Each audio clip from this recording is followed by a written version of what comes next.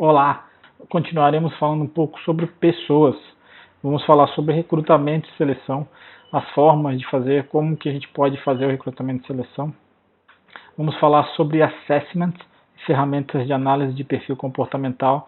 Vamos nos aprofundar na análise DISC, falando sobre elas, falando como utilizar na contratação e até mesmo dentro do estúdio de Pilates. E vamos terminar falando sobre clima organizacional e cultura organizacional.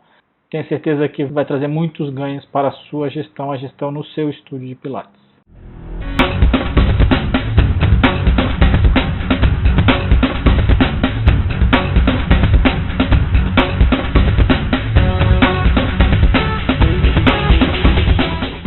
Então vamos falar sobre uma parte muito importante dentro do seu estúdio de Pilates, não só dentro do estúdio de Pilates, como qualquer empresa, que é recrutamento e seleção. Tem uma frase muito famosa de um autor desconhecido que diz: contrate devagar, demita rápido. Isso quer dizer o quê? Você precisa ser criterioso, você precisa ser criteriosa na escolha dos seus colaboradores, das pessoas que vão trabalhar na sua empresa. Eles vão ser a cara da sua empresa, eles que vão trazer o resultado para você. Eles estão à frente do seu negócio, então você precisa ser muito criterioso, precisa ter muito cuidado na hora de selecionar. Você precisa saber exatamente quem você está colocando dentro do seu estúdio, você precisa pesquisar, ligar para os lugares onde ela trabalhou, saber qual que é a história dessa pessoa, buscar antecedentes criminais, fazer uma pesquisa detalhada sobre ela, saber tudo dessa pessoa, porque você vai botar ela dentro da tua casa, dentro do teu negócio, dentro da tua empresa, e você precisa cuidar com quem você coloca dentro. Eu vejo hoje um erro muito comum, é uma coisa que a gente vê bastante, são as pessoas nos grupos de WhatsApp pedindo substituição. Provavelmente você já deve ter visto isso, você deve participar de algum grupo de WhatsApp, e isso me deixa, a hora que eu vejo isso, eu penso, meu Deus do céu, eu fico maluco. Não coloque qualquer um dentro da sua empresa sem conhecer a pessoa. Essa pessoa vai estar representando a sua marca, a sua empresa, o seu negócio. Se você nem sabe quem ela é, pelo amor de Deus, você não pode fazer isso. Você precisa saber e fazer uma busca detalhada dessa pessoa, conhecer tudo sobre ela. Ela pode botar o teu negócio em risco, ela pode acabar com a tua reputação, ela pode fazer algo que vai denegrir a imagem do teu negócio para sempre. Então você tem que ser muito criterioso com isso, tá? E ao mesmo tempo você não pode ficar com pessoas não comprometidas, com pessoas que estejam atrapalhando, com pessoas que ficam remando contra dentro da sua equipe. Você precisa de alguma forma se livrar dessas pessoas e se livrar rápido. Então, se você tiver uma pessoa que está te atrapalhando, que não está te ajudando, enfim, obviamente você precisa dar oportunidades para a pessoa se desenvolver. Mas se você, depois de tentar tudo que você já pôde, já conversou, já tentou de alguma forma recuperar a pessoa e a pessoa não ajuda, cara, você precisa se livrar dessa pessoa. Se você tem alguém que está te atrapalhando, que está atrapalhando o seu negócio, não pense duas vezes.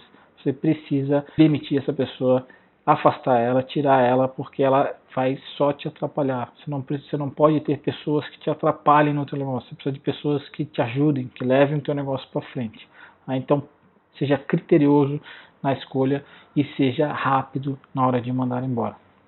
E por que o recrutamento e seleção é tão importante? Por que a gente tem que dedicar bastante tempo a isso? A gente tem que ser mais criterioso nisso? Porque, além de ser, como eu falei anteriormente, pessoa que vai representar o teu negócio, é quem vai estar de alguma forma em contato com o teu cliente, que vai ser a imagem do teu negócio, a pessoa que vai te ajudar a conquistar aquilo que você deseja, que você almeja, suas metas e seus objetivos. A contratação e demissão é algo muito oneroso para a empresa. Existe uma estatística que diz que o custo para manter um funcionário por 2 meses e depois demiti-lo pode custar até 6 vezes o salário base dele. Então vamos supor que você tem um funcionário lá, te custe, ou que tem um salário de R$2.000. Se você ficar 2 meses com ele e demitir, isso vai te custar em torno de R$12.000. E esse cálculo não leva só em consideração as questões tributárias, as multas, o dinheiro que você vai ter que fazer no acerto com a pessoa, ele leva em consideração também o tempo que você perdeu, o tempo que você dedicou a ensinar essa pessoa, a treinar essa pessoa, a deixar alguém com ela, o tempo que isso custou para a sua empresa. Então ele pode custar, acredite, até 6 vezes o valor dessa pessoa. Então é importantíssimo que você seja criterioso, que você seja assertivo e que você tente ao máximo reduzir as chances de erro na contratação. Vamos falar agora sobre ferramentas de recrutamento e seleção. como é que pode ser, como é que é o fluxo, qual que é o procedimento ideal para você contratar alguém na sua empresa. Existem várias formas de você fazer isso. A primeira delas é através de empresas especializadas. Existem empresas de RH, job hunters, empresas que fazem esse recrutamento. Você diz para a empresa o que você precisa, qual é o cargo, qual é o perfil, e eles fazem essa seleção. Eles vão ao mercado, eles têm uma base e eles divulgam, e elas conseguem atrair e conseguem apresentar e trazer até você a pessoa dentro daquele perfil que você desejou e que você desenhou.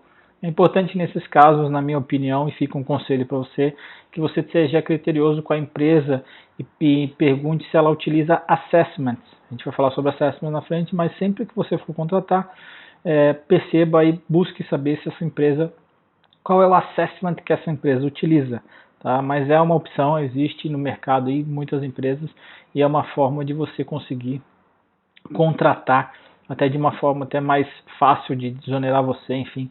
Mas isso não exclui a necessidade de você entrevistar a pessoa, de você buscar um antecedente, de você fazer aquela pesquisa que a gente falou anteriormente. Tá? A outra forma que tem é através das próprias mídias sociais, e as mídias sociais são ferramentas ricas para esse sentido.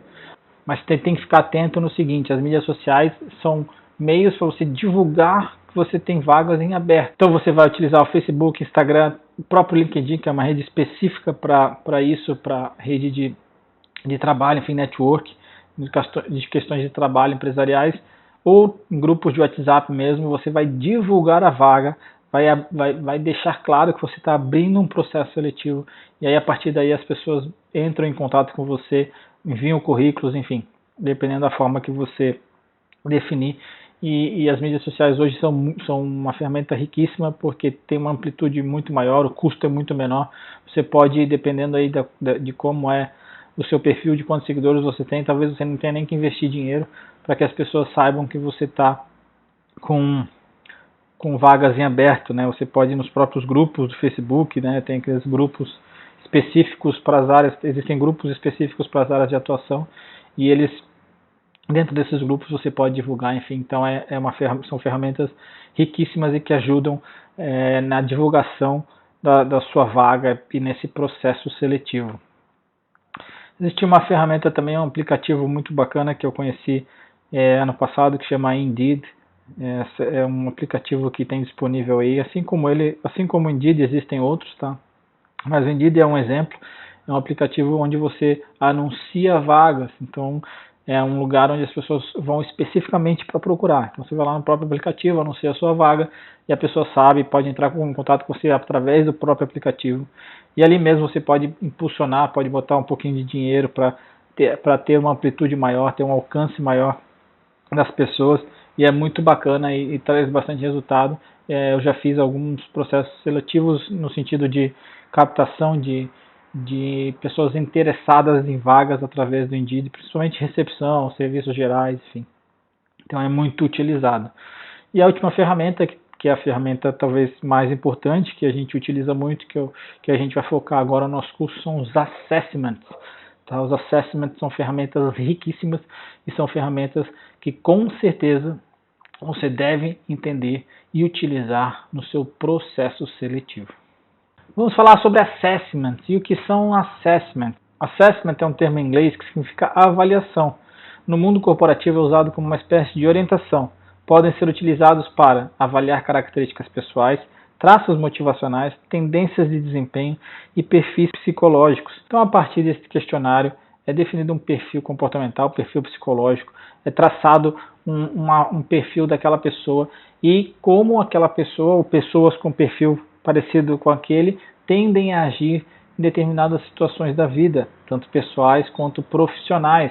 É uma ferramenta riquíssima onde você pode saber quais são as principais forças dessa pessoa e talvez até as lacunas que ela deve trabalhar, como ela é motivada, o que ela leva mais em consideração na hora de tomar decisões, enfim.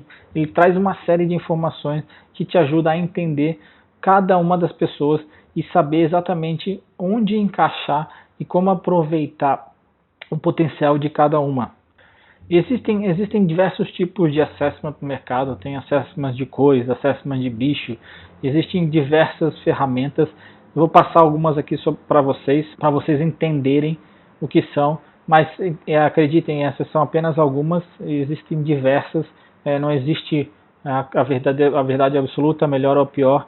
Você pode buscar o que você entende que é melhor para sua empresa, o que você se encaixa melhor, o que pode ser melhor para você, mas é importante que você conheça e vá atrás e busque conhecer dessas ferramentas dos assessments. Então esses são alguns dos assessments, como eu falei, alguns dos assessments que tem no mercado, apenas alguns exemplos, existem diversos, existem muitos outros.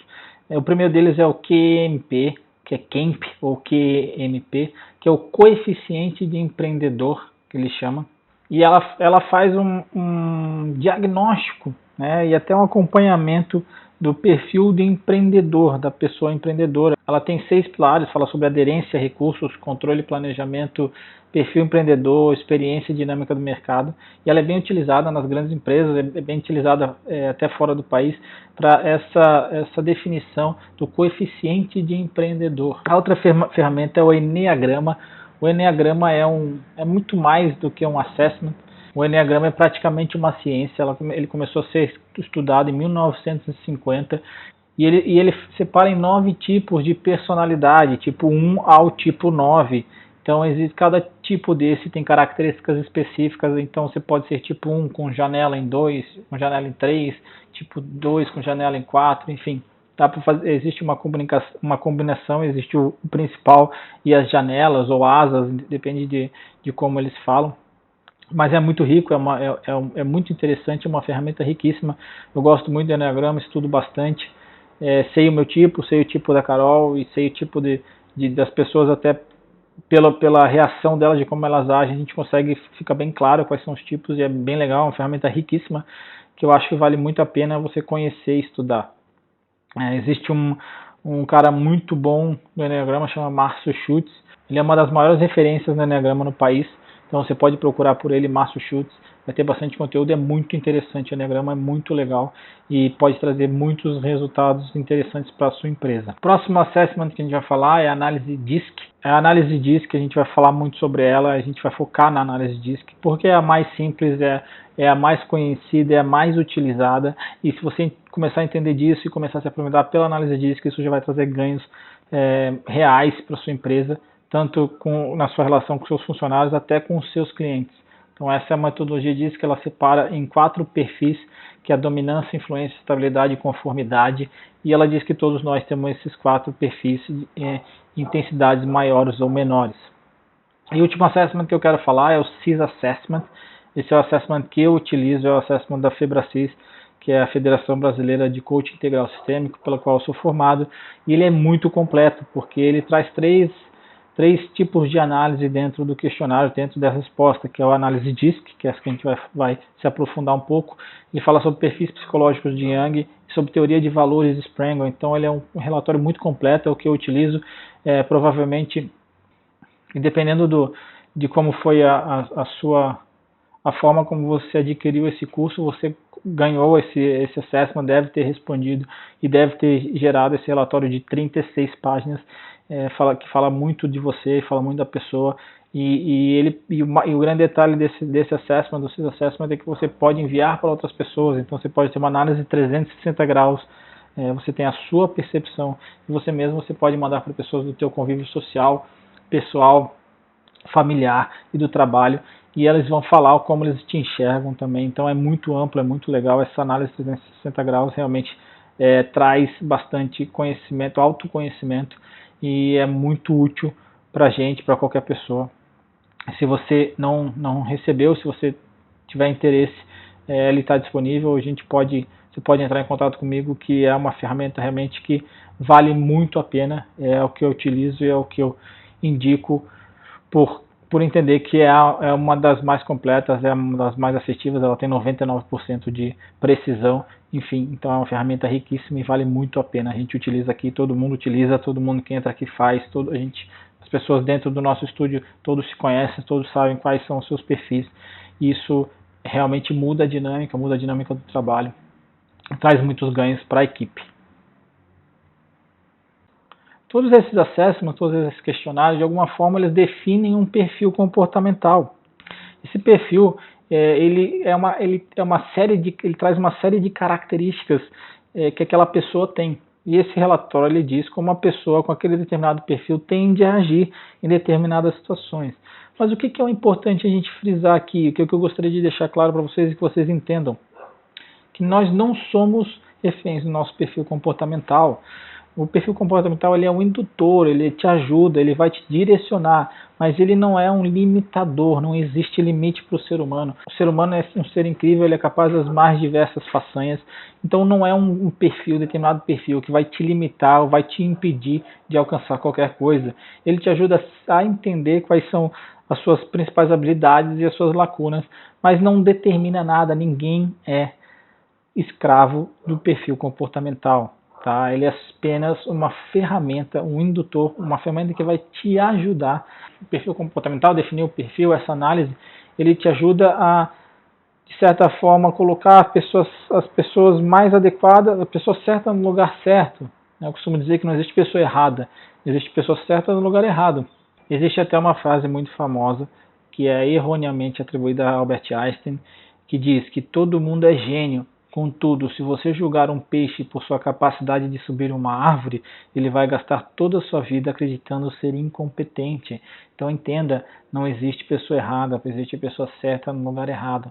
Entender quais são as principais forças, as principais habilidades de cada indivíduo é muito rico e pode trazer, sem dúvida, muitos ganhos para o seu negócio. E o perfil comportamental, ele ajuda muito nisso, porque alinhar as pessoas vai muito além de simplesmente colocá-las em um mesmo lugar.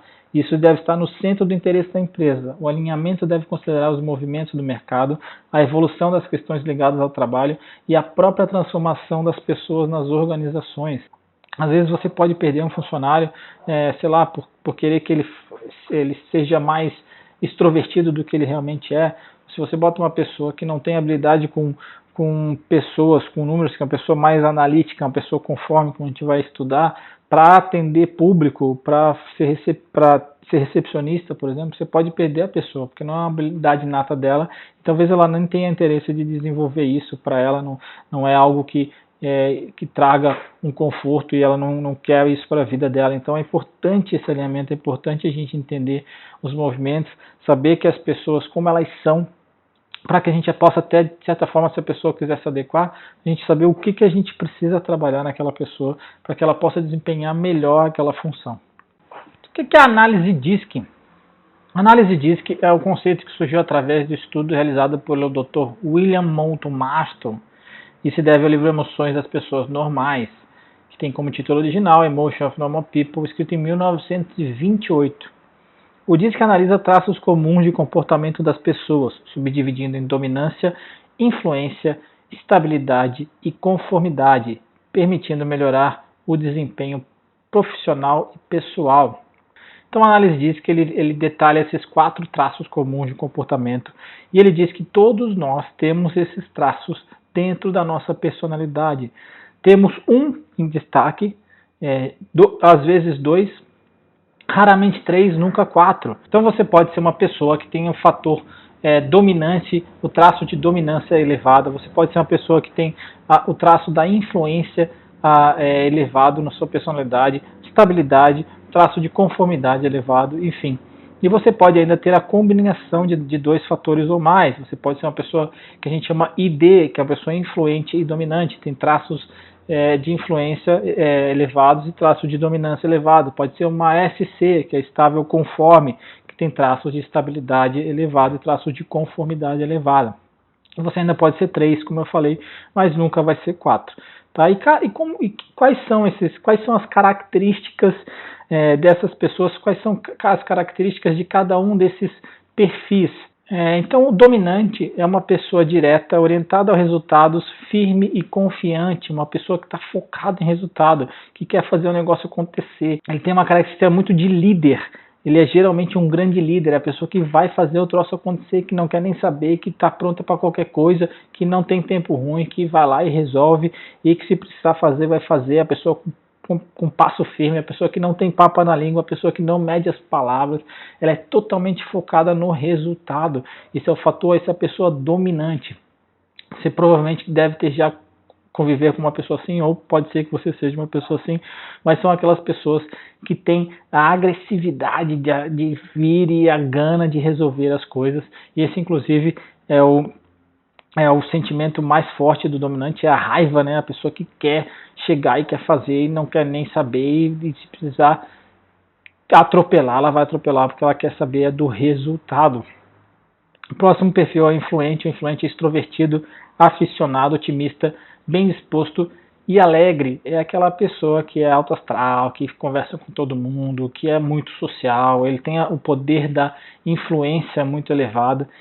Essa é uma habilidade, a habilidade dele de influenciar, é um bom uma pessoa persuasiva, uma pessoa legal, uma pessoa alegre, aquela pessoa que chega e já fala com todo mundo, que está sempre sorrindo, que faz brincadeira, que é muito extrovertida. As pessoas geralmente têm traços de influência alto em sua personalidade, são muito sociáveis, adoram sociabilizar, é uma das características principais delas, são excelentes vendedores, né? Os vendedores influentes têm bastante resultado, geralmente se dão bem em funções de atendimento ao cliente, de relacionamento, de ter que interagir, porque eles gostam muito, eles têm essa habilidade, eles gostam de estar em destaque, tá? São geralmente pessoas que gostam de palco, gostam de aparecer, gostam de interagir, de ficar em evidência.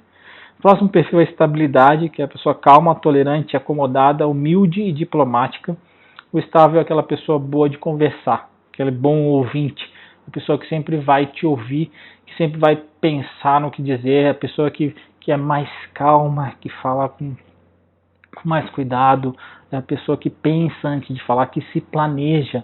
O estável gosta de se planejar. Se você for fazer uma viagem com o estável, ele vai saber todo o roteiro, ele não gosta de surpresa. É característica muito forte disso dele, tá? Ele quer saber o que vai acontecer, ele precisa saber o que vai acontecer, tá? Ele tem que saber o que vai acontecer, ele não gosta de surpresa, ele gosta de se planejar, é muito calmo, é uma pessoa muito boa para ouvir, sabe aquela pessoa que todo mundo gosta de conversar, que todo mundo adora conversar? Esse aí geralmente tem traços de estabilidade na personalidade. Então, se você tem uma amiga assim ou se você é uma pessoa assim, acredite, você provavelmente tem traços elevados de estabilidade na sua personalidade. O último perfil é o conforme, né, que chama conformidade, que é um analítico, prudente, meticuloso, reservado, sistemático. É a pessoa que quer saber de dados, é a pessoa que quer saber de informação, é a pessoa que é focada no resultado, mas baseado em informação, baseado em dados, em números, em fatos. A pessoa muito racional, a pessoa muito analítica, a pessoa que não vem, a pessoa que quer saber detalhadamente as coisas, tá? Ela quer saber o porquê de tudo, é um muito questionador. Inclusive é uma pessoa que tem a tendência de ser confundido ou ser encarado como pessimista, porque ele consegue sempre pensar naquelas possibilidades que as outras pessoas não veem, ele tem essa característica de ser um pouco pessimista. Isso pode ser muito bom, dependendo do para que você for utilizar. Ele é bom para analisar cenários, ele é um bom analista de sistema, ele é uma boa pessoa para trabalhar com planilhas, é uma boa pessoa para trabalhar com dados, porém ele já não tem tanta habilidade com as pessoas. Se você reparar na figura, você vai ver que a diagonal que se cruza, eles têm características um pouco opostas. Então a pessoa dominante, ela tem um pouco de característica oposta à pessoa estável, eles são perfis opostos, e o influente é um pouco oposto do conforme, tá? Geralmente eles têm essa tendência, por isso que é muito difícil você ter uma pessoa IC, que é influente conforme, assim como é difícil você ter uma pessoa DS, que é dominante e estável, porque eles são teoricamente e via de regra perfis opostos. As perguntas dos perfis que a gente fala, para ficar muito claro para vocês entenderem, o dominante é o quê? Só me fala o que eu tenho que fazer. O quê? O influente é quem? Quer saber quem vai estar junto. O estável é como. Como que eu vou fazer? Como? Metodologia. E o conforme é por quê? Questionamento. Por quê? Tá? Essas são as perguntas características de cada perfil. Então, na sequência, eu tenho um vídeo bem explicado, um vídeo bem detalhado sobre análise de skill Pilates. Ali você vai entender bem cada perfil, vai entender bem detalhadamente qual é a característica específica de cada um e ainda vai conseguir identificar dentro da sua equipe, até com os seus alunos dentro do seu estúdio ali, alguns alunos que têm características e como falar da melhor forma com cada um deles. Vamos falar agora sobre clima organizacional e cultura organizacional. São dois conceitos importantíssimos que você deve trabalhar dentro da tua empresa, dentro do teu estúdio de Pilates, tá? Então, o estudo do termo clima organizacional tem como missão principal a compreensão das necessidades, preocupações e percepções dos colaboradores de determinada empresa. Essa ferramenta permite à empresa uma visão geral de como está o ambiente organizacional. Por meio da percepção dos empregados, é possível identificar os pontos positivos e os negativos. Com isso, buscar o aperfeiçoamento para manter um bom nível de produtividade. Então, o clima organizacional é o clima da tua empresa, como as pessoas se relacionam, como é que é o clima dentro, como é que as pessoas trabalham, qual que é o ambiente, se as pessoas estão felizes, trabalham felizes, se elas têm um bom relacionamento entre elas, se elas estão satisfeitas com o clima, com o ambiente de trabalho. E por que isso é importante? Porque a gente viu lá na teoria de 2 fatores que isso é um dos fatores desmotivacionais, ele é um fator higiênico. Então, um clima organizacional ruim pode desmotivar um funcionário.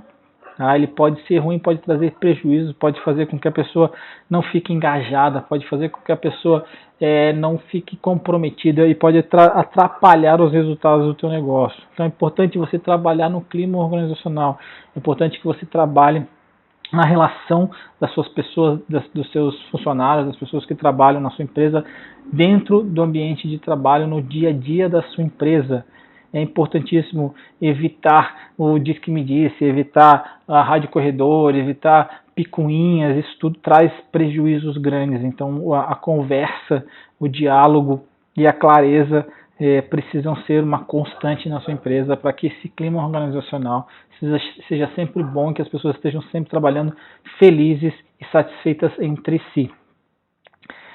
Cabe lembrar que clima organizacional tem a ver única e exclusivamente com clima, não tem a ver com a motivação da pessoa. A satisfação no trabalho é um outro fator, a pessoa pode estar insatisfeita com a atividade que ela desenvolve, é uma outra questão, por isso a importância de a gente saber o perfil, para ver se ela está dentro daquele perfil. Vamos imaginar que uma pessoa que é altamente influente, que agora você já entende o que é, pessoa altamente influente, você bota essa pessoa para preencher uma planilha o dia inteiro.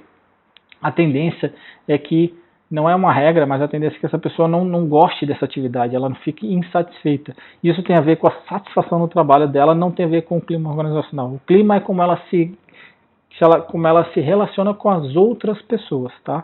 Então é importante que você trabalhe o clima organizacional também e de forma que todos tenham um bom relacionamento entre si, certo?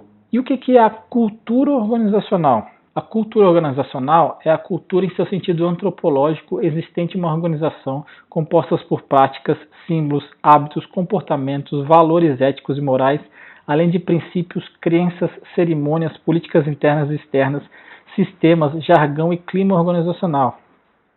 A cultura influencia todos os membros dessa organização como diretrizes e premissas para guiar seus comportamentos e mentalidade. Tá? A cultura é o comportamento coletivo de uma empresa, eu diria do grande Davidson Silva. Então a cultura organizacional é aquilo que está enraizado de como funciona a sua empresa. O que é possível, o que não é possível, o que é permitido, o que não é permitido, como a empresa funciona de modo geral. Quais são as principais práticas, quais são as crenças, o que essa empresa prega, o que essa empresa não prega, o que é permitido dentro dessa empresa, qual que é a cultura, por exemplo, aqui na nossa empresa, na Leve, a gente tem uma cultura muito forte de treinamento, a gente incentiva muito, a gente foca muito, a gente até, digamos assim, obriga que as pessoas treinem, estudem e se aperfeiçoem na sua área de atuação, tanto no Pilates como no funcional. E a pessoa que entra aqui fica muito claro, elas percebem isso e elas acabam de alguma forma tendo que se adequar a isso. Tá? Isso pode ser tanto de uma forma realmente cultural e implícita como explícita. Você pode e deve ter no seu termo de normas e conduta, o seu código de ética. Nós temos aqui um código de ética que diz exatamente o que a pessoa pode ou não pode fazer, como ela deve ou não deve se comportar e o que a gente espera da pessoa aqui dentro, como as coisas funcionam dentro da nossa empresa. Isso é a cultura organizacional. E ter uma cultura organizacional forte e bem definida é, sem dúvida, um dos principais fatores de sucesso de qualquer empresa. Tá? É importante que isso esteja claro, esteja enraizado dentro do teu negócio. Como diria o grande Peter Drucker, que é o cara que a gente falou, que a gente segue muito, o pai da administração, a cultura devora a estratégia no café da manhã.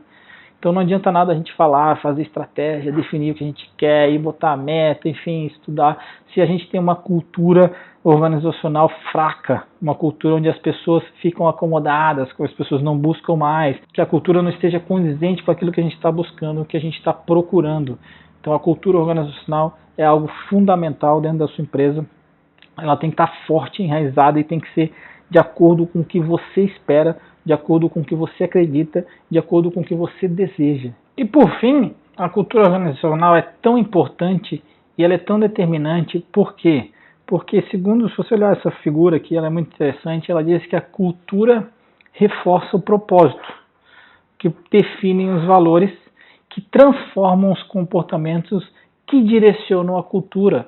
Então ele é um ciclo retroalimentado. Então uma cultura forte é a base inicial para que a gente tenha, que a gente reforce, que a gente consiga reforçar nosso propósito, que a gente vai falar no próximo módulo, e que a gente consiga definir os valores e transformar os comportamentos dos nossos colaboradores.